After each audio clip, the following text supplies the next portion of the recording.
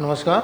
आज हम लोग कवक से होने वाले रोग फंगल डिजीज़ के बारे में अध्ययन करेंगे। इसके पहले हम बैक्टीरिया से, वायरस से, प्रोटोजोआ से होने वाली बीमारी के बारे में आप लोगों को बता चुके हैं। आज हम लोग कवक से देखते हैं। भाई, कवक से भी हमारे शरीर में बहुत सारी बीमारियां होती हैं जो हमारे लिए नुकसानदायक होती हैं, तो इसको जान करके हम सावधान रहेंगे कि कैसे इससे बचा जा सकता है। तो मुख्य रूप से आप देखेंगे जो ये अच्छा, कवक क्या होता है? कवक आप जानते हैं कि एक तरीके से अपना भोजन स्वयं नहीं बना पाता। जितने भी प्लांट होते हैं जिनके अंदर क्लोरोफिल पाया जाता है अपना भोजन स्वयं बनाते हैं, लेकिन फंगस जो होता है अपना भोजन, क्योंकि इसके अंदर क्लोरोफिल नहीं पाया जाता, ये एक तरीके से परिपोषी होता है, दूसरों से अपना भोजन लेता है।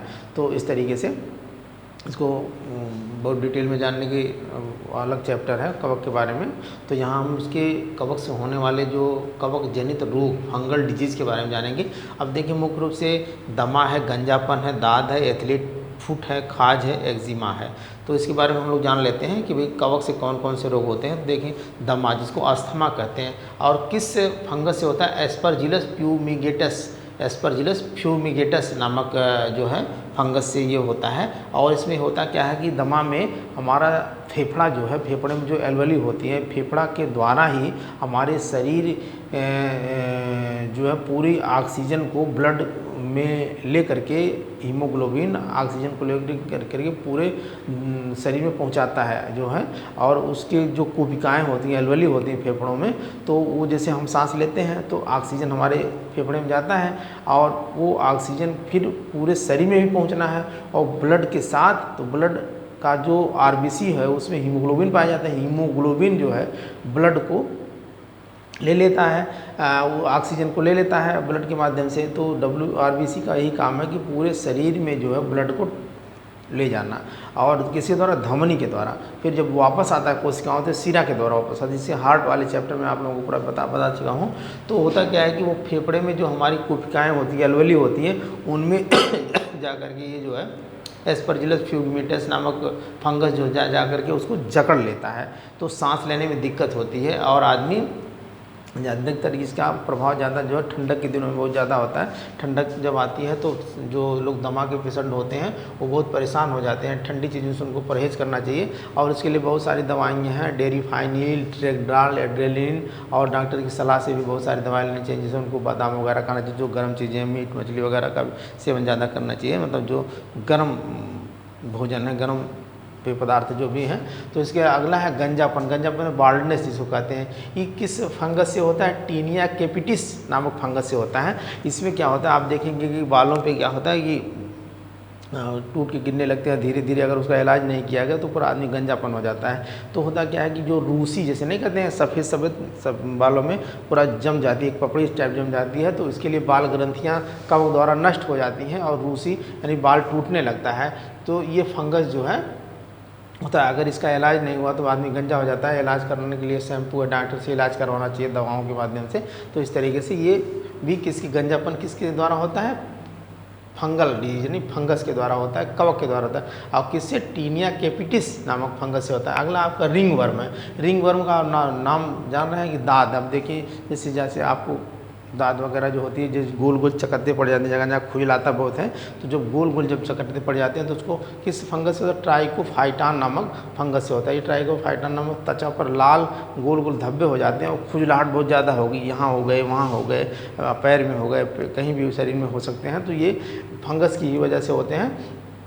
अधिकतर ठंडी के दिनों में इसका प्रभाव ज़्यादा देखने को मिलता है, क्योंकि ठंडी के दिनों में फंगस का बहुत ज़्यादा वो होता है, सक्रिय हो जाते हैं फंगस। फिर उसके बाद उसका इलाज क्वाड्रिडर्म हो गया, और या डॉक्टर द्वारा इलाज किया था कीटोफोर्ट हो गया, या कीटोफोर्ड्रम हो गया, बहुत सारी दवाएं इसके लिए हैं। या साफ़ सफाई से रखना चाहिए, साबुन वगैरह का प्रयोग करना चाहिए, नीम के साबुन वगैरह का प्रयोग करना चाहिए। तो इस तरीके से अगला आपका है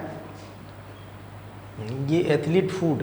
एथलीट फूड में क्या होता है? एथलीट फूड में जो ट्राइकोफाइटान, जैसे एथलीट फूड में त्वचा के मुलायम हिस्सों को प्रभावित करता है, जैसे हाथ पैर के जो जोड़े होते हैं, जैसे जो लोग ज़्यादा भीगने वाला काम करते हैं, जैसे जो लेबर वर्ग है, होटल में बर्तन वर्तन मांजते हैं, तो उनके जो जहाँ जहाँ पैर हो गया, अंगुलियों के बीच बीच में वो क्या होता है, सफ़ेद सफ़ेद जो है वो सड़ने लगता है। तो इस तरीके से किस फंगस के द्वारा? ट्राइकोफाइटान के द्वारा। एथलीट फूड उसको कहते हैं।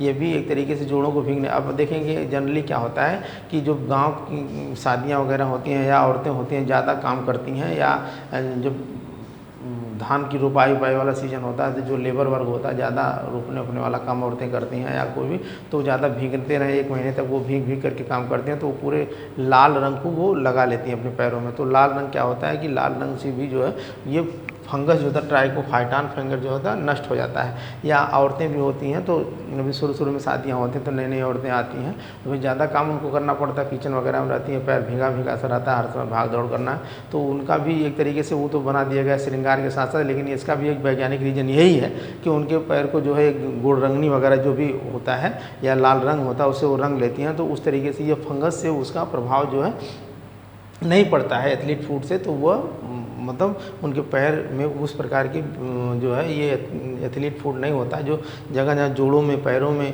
मतलब अंगुलियों के बीच बीच में, तो वो सड़ता नहीं है, वो शोभा भी बढ़ाता है और एक तरीके से उनके लिए उपचार का भी काम करता है। इसके लिए वही हाथ लाल रंग से जो है पैर को रंग लेते हैं लोग, दवा का प्रयोग कीटोफोर्ड वगैरह भी लगाते हैं, दवाएं भी लगाई जाती हैं। अगला आपका है खाज स्केबिल्स स्केबिल्स में एकेरस स्केबीज नामक फंगस से होता है। त्वचा में खुजली होती है, सफ़ेद दाग भी पड़ जाते हैं, जिसमें लगाने की क्वाड्रिडर्म वगैरह लगाएंगे जो कोई खाज वगैरह जो होता है। अब जैसे कि आप देखेंगे जो दाद होती है ये एक तरीके से एक ही जगह गोल गोल चकत्ते पड़ जाते हैं, तो उसको दाद कहते हैं। अब खाज क्या मतलब कि पूरे शरीर में हो जाता है, इसे आप समझेंगे। खाज जो है एकेरस स्केबीज से होता है, ये ट्राइकोफाइटान से होता है, रिंगवर्म यानी दाद, और ये खाज स्केबिल्स जो है एकेरस स्केबीज से होता है। तो ये पूरे शरीर में जब खुजलाहट होने लगती है और पूरे शरीर में दाने वगैरह निकल जाते हैं, जगह खुजलाई है, हर जगह खुजलाई है, तो इसको खाज कहते हैं। जिसमें त्वचा में खुजली होनी, सफ़ेद दाग भी पड़ जाते हैं, क्वाड्रिडर्म लगाइए या एस्केबियाल वगैरह दवा का भी प्रयोग किया जाता है। एस्केबियाल दवा का भी प्रयोग किया जाता है। तो इस तरीके से अगला है आपका एक्जिमा भी एक तरीके से दांत का ही रूप होता है, एक तरीके देखें आप तो, या एथलीट फुट टाइप ही एक्जिमा होता है, जो है जगह जगह खुजलाहट होती है। जैसे आप देखेंगे अभी गर्मी आ रही है, पैंट पहने हैं तो जो मतलब जांघों के बीच में या जहाँ पे आप जांघों और का जो कार्नर वाला पोर्शन है पैंट पहने हैं, तो वहाँ पे जो है कांच वगैरह लग जाती है, तो इस तरीके से उसके लिए भी त्वचा पर होता है, त्वचा में खुजलाहट होने लगती है और कभी कभी त्वचा काली भी हो जाती है, यानी वहाँ की त्वचा थोड़ा मोटी भी हो जाती है। ट्राइकोफाइटान नामक फंगस यह भी होता है एक्जिमा, इसके लिए फोरड्रम लगाइए, कीटोफोर्ड लगाइए। देखिए फोरड्रम अगर आप थोड़ा बहुत है तो लगा लीजिए, लेकिन अगर बहुत ज़्यादा हो गया तो कीटोफोर्ड लगा लीजिए। कीटोफोर्ड लगा करके आप 2-3 दिन लगातार लगा लीजिए तो वो ठीक कर देगा। और आप ये सावधानी ये बरतिए कि अगर आप नहाते हैं, नहाने के बाद कोई लोग क्या करते हैं जल्दी तौलिया से फिर अपने अंडरवियर वगैरह पहन लेते हैं, तो वो जो हमारे शरीर का ये वाला पोर्शन है, नीचे वाला पोर्शन जो है, मतलब उसको पूरा अच्छी तरीके से आप पोंछ लीजिए, गमछे से हो गया, तौलिया हो गया, तो उसको पानी को पूरा साफ़ कर लीजिए। पानी जब वहाँ नहीं अंश रहेगा तो इस तरीके से जो है ये एक्जिमा वगैरह आपको नहीं होगा, दाद भी नहीं होगी। तो इस तरीके से आप देखेंगे कि आज हम लोग कवक जनित रोग यानी फंगल डिजीज़ के बारे में जान गए। अब एक हम समरी आप लोगों को दिखा देंगे, बना देंगे कि बैक्टीरिया, वायरस, प्रोटोजोआ और फंगल डिजीज़ से होने वाले मतलब शॉर्टकट में चारों से कितने रोग होते हैं उसको पढ़ाएंगे।